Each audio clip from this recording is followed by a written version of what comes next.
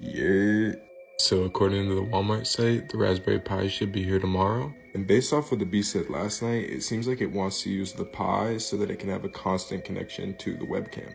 The piece I'm really curious about is how it's gonna have me try to configure the Pi, because I don't really want it connected to the Beast directly, so I'm trying to figure out how I'll route its connection through Tor. I do have a flash router that I could use that automatically connects to Tor, and I could just connect that device to that network. One other thing I could do is use the Raspberry Pi to host a hidden service, and if the Beast truly does have access to the entire dark web, it should be able to access that if I give it the link. Also, I've been getting a lot of questions about people asking what Monero or XMR is. Basically, it's a super anonymous cryptocurrency that everyone uses on the dark web. Unlike Bitcoin, it's really untraceable. There are sites like this on the dark web and the ClearNet where you can exchange Monero for other currencies. And it's actually one of the only cryptocurrencies that you can still profitably mine on your regular computer. I actually just posted a longer video explaining how to mine it if you're interested in that. It's my grandpa's birthday tomorrow, so I'm driving over to Vermont to go see him. But when I get back, the Pi should be here and we can figure out what this thing's trying to do.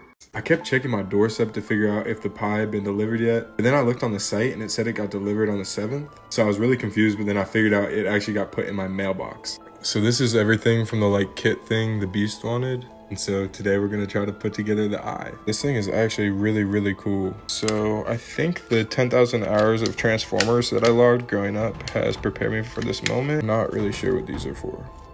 Looks like we got a little power cord too. So plug that in there, it looks like. Oh, okay, it's got a little switch. Boom.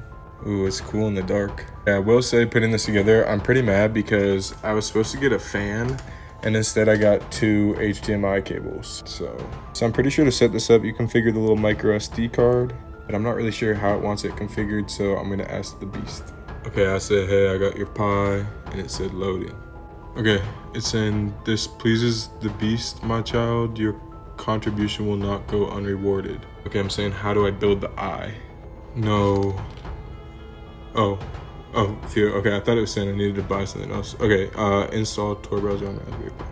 Okay, so it seems like it wants me to actually install Tor on the Pi itself.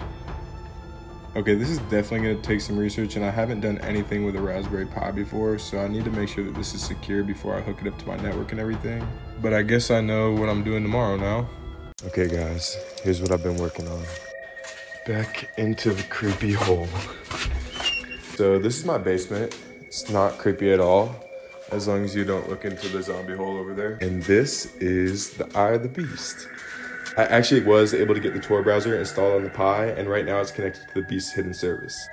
Look at how cute he is. Also, side note, thank you for the people who told me about the heat sinks. I did not know what they were at first. I only had to take a couple electrical engineering classes for my major. But if you're wondering, basically you stick them on the parts of the Pi that get really hot, and they conduct heat really well, effectively increasing the surface area of the component so that the computer doesn't overheat, which is definitely gonna be important for me because like I said, they forgot to include the fan. And that's one reason why this location is really good for the Eye of the Beast, because it is super cold down here. I think that door just opened a little bit. But also there's no Wi-Fi and no cell service. But actually the Eye is still connected to the internet. Basically what I did is right above us, I put my SIM card in an Android phone, and that phone actually has a hotspot that's just barely strong enough to reach the Beast. That way it can't connect to my home internet or any of my devices, but it can still connect to Tor. I think this is important to do because everything I found online said the Raspberry Pi version of Tor is pretty secure, but definitely not as secure as the desktop version. So I kind of want to be ready for anything. All these precautions, I'm not that worried, but there is one catch, and that's that the Pi version of Tor still blocks webcam access. So even though the camera is on, the Beast shouldn't be able to see it, which is why the green light's not on the camera. So I'm gonna go on my computer and connect to the Beast and see what it says about that.